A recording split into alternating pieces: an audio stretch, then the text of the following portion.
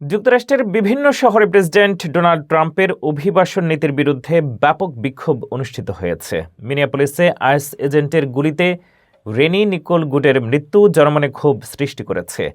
২০ জানুয়ারি ট্রাম্পের দ্বিতীয় মেয়াদের প্রথম বর্ষপূর্তিতে হাজারো মানুষ এই হত্যার প্রতিবাদে রাস্তায় নামে। ওয়াশিংটন ডিসি, নর্থ ক্যারোলাইনার অ্যাশভিল, সান ফ্রান্সিসকো ও সিয়াটলে শিক্ষার্থী, শ্রমিক ও বামপন্থী সংগঠনের সদস্যরা অংশ নেন। বিক্ষোভকারীরা আইস চায়না এবং ফ্যাসিবাদী যুক্তরাষ্ট্র চায়না স্লোগান দেন।